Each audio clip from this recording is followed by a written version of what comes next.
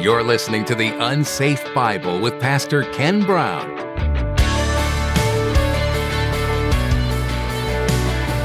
One of the hallmarks of the last days is the use of substances to put people into altered states of consciousness, drugs, alcohol, and you name it.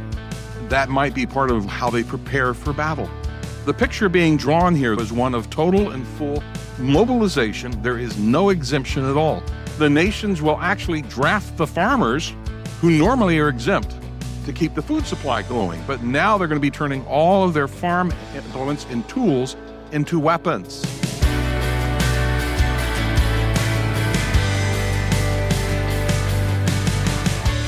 The image we find portrayed in today's message is completely contradictory to the kingdom that God is preparing for us. As we read in Micah, God will direct weapons, tools designed for destruction, to be turned into implements of agriculture. God brings peace and unity, but the enemy fosters a culture that thrives on violence, destructive pleasures, and serving self above all else. As Pastor Ken will warn in today's message, Armageddon will be the culmination of mankind's sin in one battle. Well, let's join Pastor Ken in the book of Joel, chapter 3, as he begins his message, Back to Armageddon.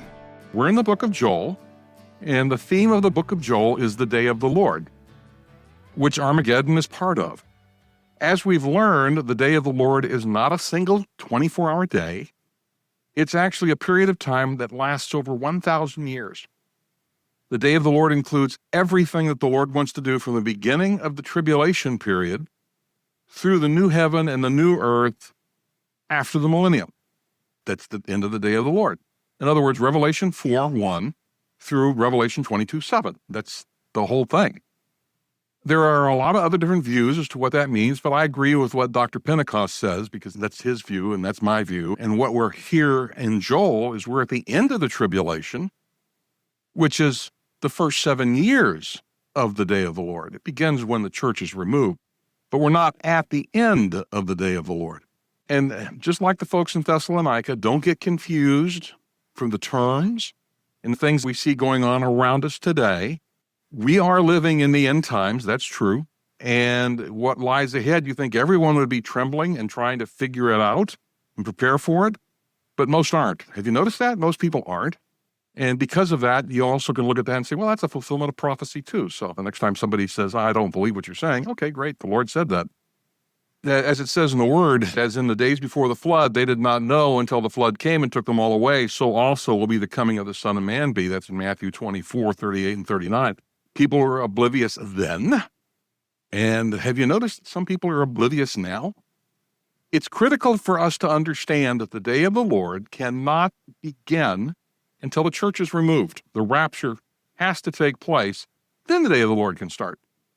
I always get a kick out of folks who ask me, who do I think the Antichrist is? And I'm like, I don't know, and I don't care, because there's going to be a 7-year peace deal, and whoever is the author of that 7-year peace deal, I won't be here to see, because we're out of here. But that's when things kick off. If you think things are weird now, they're going to really go off the hook once we're gone. You haven't seen anything yet. Zephaniah 1:18 says this, neither their silver nor their gold shall be able to deliver them in the day of the Lord's wrath. But the whole land will be devoured by the fire of his jealousy, for he will make speedy riddance of all of those who dwell in the land. In other words, earth dwellers, those who have placed their trust in this planet and living here and not trust in the Lord. There are numerous things that take place that impact primarily earth dwellers. And some of those are outlined for us here in Joel, and we're going to talk about some of them this evening, but you can also go to Isaiah, Zechariah, Zephaniah, Amos, Ezekiel, Daniel, Obadiah, Malachi, Matthew, Mark, Luke, 1st and 2nd Thessalonians, 2nd Peter, and Revelation. The theme is to remove the usurpers. That's a type that we see in the book of Joshua. Joshua also talks a little bit about the day of the Lord too. Isn't that interesting? It's all over the Bible. It's just there. And by the way, that's not an exhaustive list. There's other places that it shows up. We've been examining that time during the day at the end of the tribulation when the nations of the world are being judged. The major event is called Armageddon, but that's not the conclusion. There's still more to come before the day ends. In the chronology of the last days that we've been looking at, we've passed the end of the tribulation and the battle of Armageddon, but before the beginning of the millennium. We learn there's a 75-day time period from the end of Armageddon to when the millennium starts. There's not a lot of information on that in the Bible, but we took a look at that and made some educated guesses, if you want to call it that, as to what's going to be happening during that time period. So now we're in Joel. We're going to read through the first 13 verses and give us kind of a sense. For behold, in those days and at that time, when I restore the fortunes of Judah and Jerusalem, I will gather all the nations and bring them down to the valley of Jehoshaphat. Then I'll enter into judgment with them there on behalf of my people and my inheritance Israel, whom they've scattered among the nations, and they have divided up my land. They've also cast lots for my people, traded a boy for a prostitute, and sold a girl for wine, so that they may drink. Moreover, what are you to me, Tyre, Sidon, and all the regions of Philistia? Are you repaying me with retribution? But if you're showing me retribution, swiftly and speedily, I will return your retribution on your head. Since you've taken my silver and my gold, brought my precious treasures to your temples, and sold the sons of Judah and Jerusalem to the Greeks in order to remove them far from their territory. Behold, I'm going to stir them up from the place where you've sold them and return your retribution on your head. I'll also sell your sons and your daughters into the hands of the sons of Judah, and they'll sell them to the Sabaeans, to a distant nation, for the Lord has spoken. Proclaim this among the nations. Prepare for holy war. Stir up the warriors. Have all the soldiers come forward. Have them come up. Beat your plowshares into swords, and your pruning hooks into spears, and let the weak man say, I'm a warrior. Hurry and come, all you surrounding nations, and gather yourselves there. Bring down, Lord, your warriors, and let the nations be awakened and come up to the valley of Jehoshaphat, for there I will sit to judge all the surrounding nations. Put in the sickle, for the harvest is ripe. Come tread the grapes, for the winepress is full, the vats overflow, for their wickedness is great. There's a clear contrast here between what we saw in the first part of Joel, which is all about an invasion of locusts, and what we're seeing now, it's people. The first part, we saw the land laid waste by locusts, and their only hope was Yahweh. That was the only hope they had. Judah recognized that. They repented and were restored. And we've seen that now as well during the day of the Lord in the lead up to the conclusion of the Battle of Armageddon. There's another contrast here too, though. Where Judah was destroyed by the army of locusts and completely laid waste, this is now where the nations are at the end of the tribulation. They're now finding themselves in the place that Judah found themselves. Judah repented, and they were restored by Yahweh. The nations for the past 7 years have been invited to do so by 144,000 Jewish evangelists, and they have refused to do so. There have been a lot of people saved, more people saved than at any other time in history, but still, not everybody has responded. The nations are being personally invited, and they'll be supernaturally drawn to a location that the Bible calls the Valley of Jehoshaphat. We think it's the Kidron Valley, but we don't know for sure. They're going to be deep in rebellion. They're going to show up to fight each other, but then God shows up and they're going to try and fight God. They don't know that they're showing up to fight against God. As the forces of the beast turn from fighting the Jews as well as the other armies, because there's a problem at the end of the age. Not everybody decides to continue following the beast, and they're going to be fighting.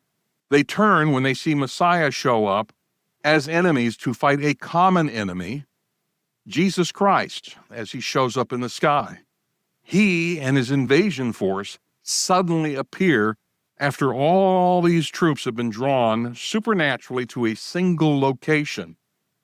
I look at that as, let's expedite the judgment of the nations and have everybody in one place. It makes things a lot simpler. And that's what Jesus is doing here at the end of the age. The stated goal of the beast and his troops was, we're going to have one last battle. We're going to deal with those Jews who have been able to stay away from us for the past 3.5 years. We're going to kill them all. We're going to kill the enemies of the state. But when God shows up in the person of Jesus Christ, everything changes. The true reason that they've been drawn here to this location is actually they're here for judgment.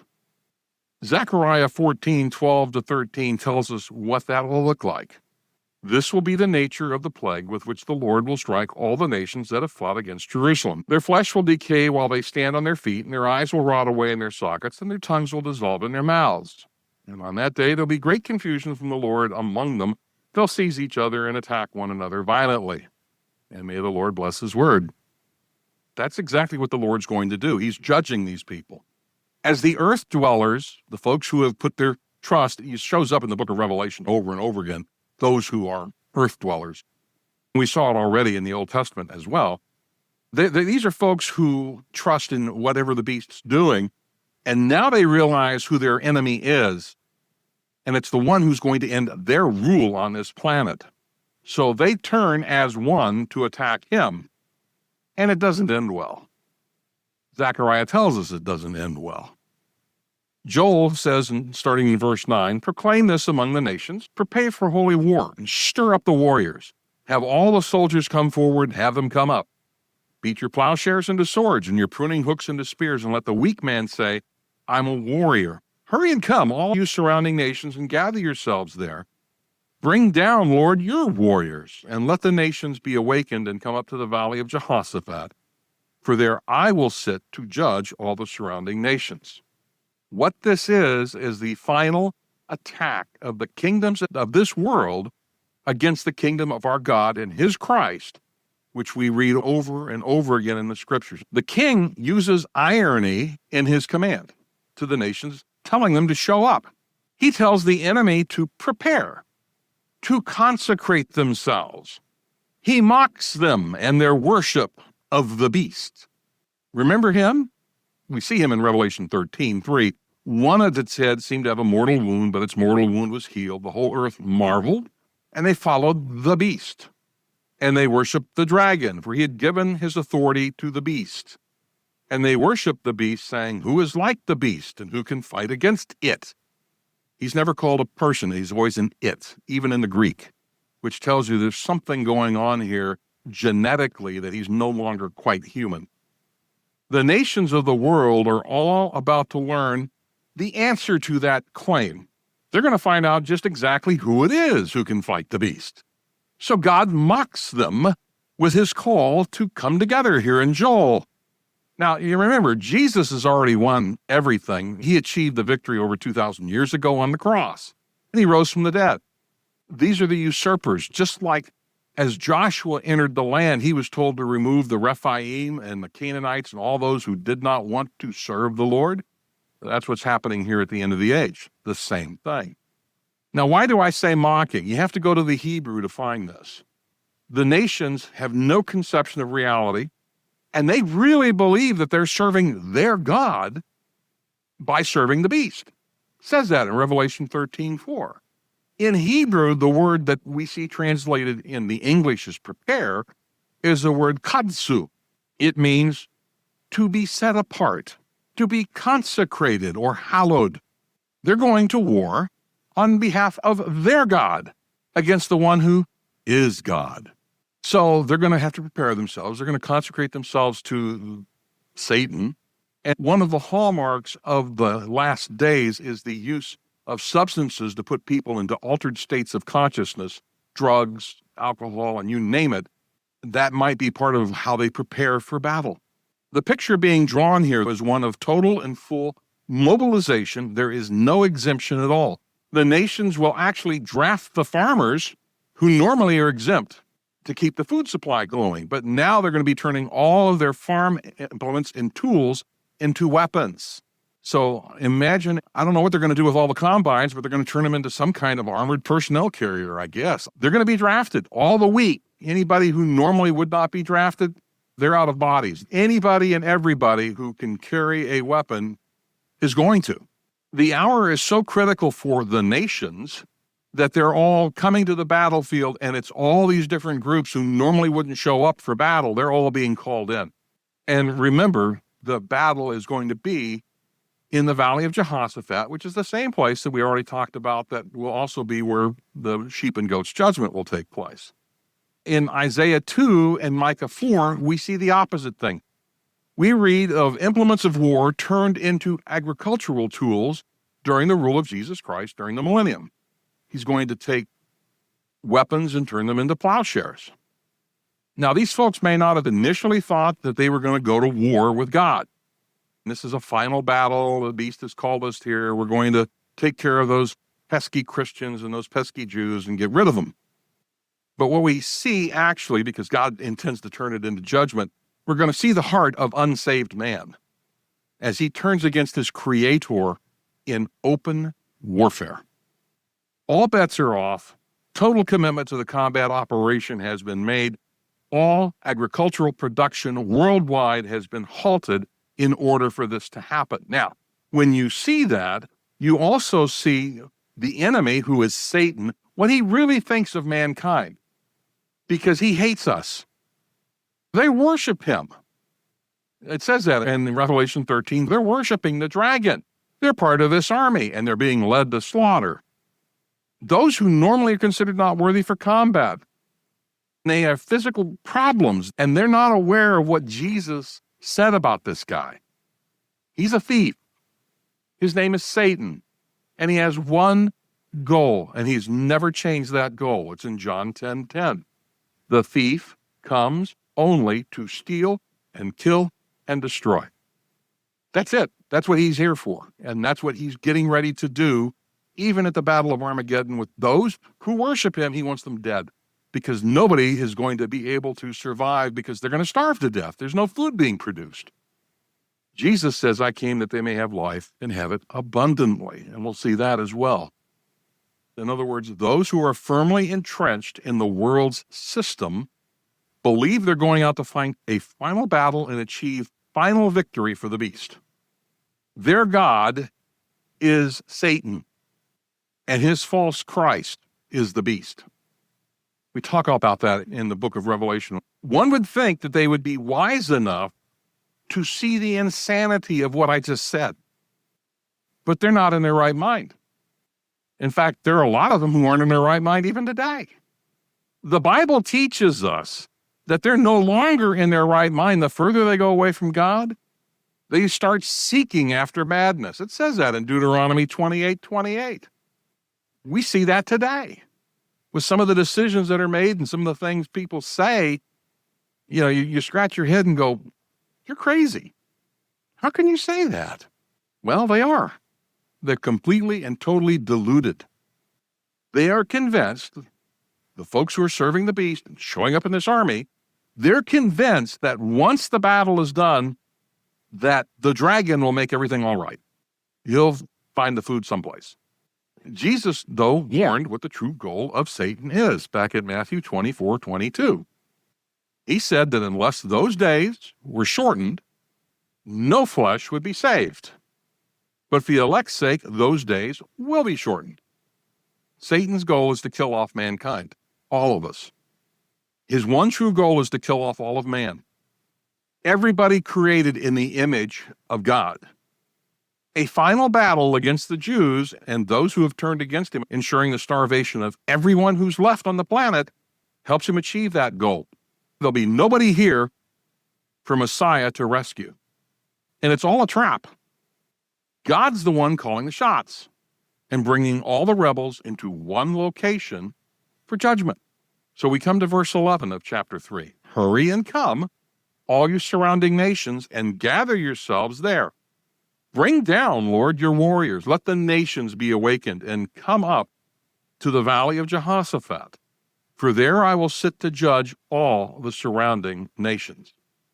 The Lord tells them, hurry up, bring it. His timetable is to prevent the destruction of all mankind, and he's going to prevent that from occurring. But it does also include judgment of all those rebels and everybody who's aligned with the beast and everybody who's mistreated his people. When Jesus returns, he returns as the avenger of blood. And it's interesting. It says he's going to be seated for this military action. Judges sit. Generals don't. But Jesus has already won the battle. He's the judge, and he's going to be seated when this all takes place. That's what it says. He also calls for his armies to be there. Now, if you're a believer in Jesus Christ, you're going to be part of that army. Now, we do not read of those forces engaging the enemy. We read of the armies showing up, but not engaging the enemy.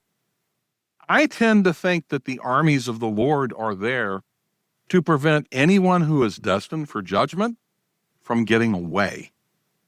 They're kind of guarding the perimeter of the battlefield to make sure that they stay within and they're not being let out.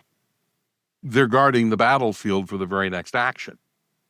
Isaiah 63 verses 4-6 says, "For I looked forward to the day of vengeance, and then payback time arrived. I looked, and there was no one to help. I was shocked because there was no one offering support. So my right arm accomplished deliverance. My raging anger drove me on, and I trampled nations in my anger, and I made them drunk in my rage. I splashed their blood on the ground." Or, as it says in Joel 3, starting in verse 13, "Put in the sickle, for the harvest is ripe. Come tread the grapes, for the winepress is full. The vats overflow, for their wickedness is great. Multitudes, multitudes in the valley of decision. The sun and moon have become dark, and the stars have lost their brightness. The Lord roars from Zion and utters his voice from Jerusalem, and the heavens and the earth quake, but the Lord is a refuge for his people and a stronghold for the sons of Israel. Then you will know that I'm the Lord your God, dwelling on Zion, my holy mountain. So Jerusalem will be holy, and strangers will no longer pass through it." We have a harvest scene being drawn here of a crop that is over ready for harvest, to the point that it may be too late. This same scene is repeated for us in the book of Revelation. Revelation's pointing to Joel. Joel is a precursor of what we see in Revelation. This is all judgment. That's what this is pointing to. It is clear that the scenes of this in Revelation come from Joel. They come from this prophecy. And they describe the accomplishment of the events just as they are foretold by Joel. We learn, therefore, the time, the connection, and the object of these judgments. The time is the day of the Lord. It's the beginning of the day of the Lord for 7 years. The period when he judges the Gentiles and restores Israel. That's taking place now, as at the point where we are in Joel. Here, therefore, we see Israel is the center of his purpose, Jerusalem the center of his interests, and his government will be in Zion. That's where he will be. In fact, Yahweh tells us in the book of Ezekiel, he will actually live in the temple and dwell with his people during the entire millennium. The Gentiles, who have long oppressed Israel, and they still do today, are gathered for judgment, and the power and the glory of Yahweh are manifested on the side of his people, and they come forth from his city. God's permitted the Gentiles to have their day, and the past to which they've brought things to, they've made a problem. They've made the whole thing into a blasphemy, because now they've turned to following Satan. They have made this world leader, the beast, into a false Christ. It's ridiculous what they've done. So the harvest is ripe. We see it in Revelation 14, same picture, same image, and in fact, John's pointing back to Joel. "Then I looked, and a white cloud appeared, and seated on the cloud was one like a son of man." Anytime you see that in the Bible where there's one riding on the cloud, that's God, okay? It's always God. Always, always, always God.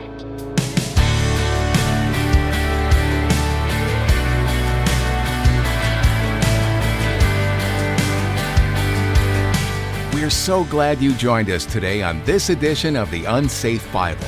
Pastor Ken is teaching through the book of Joel. There are visions of fire, darkness, and trembling earth.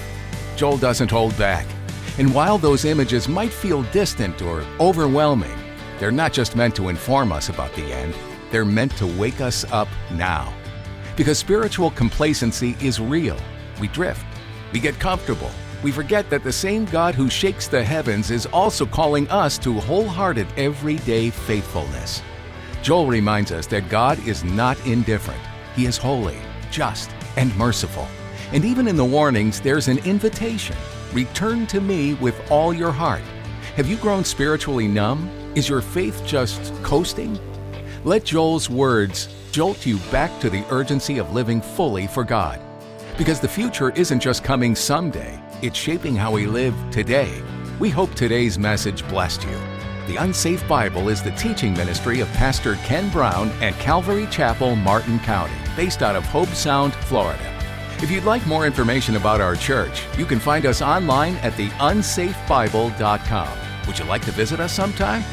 You can find details on our website about joining us for worship. We'd love to help you along your journey of faith. If you have any questions, look for the Connect tab on our website and click on Connect Card. You can fill that out for us to get in touch with you. Thank you for tuning in and spending this time in God's Word. Be sure to join us again soon for the next edition of the Unsafe Bible.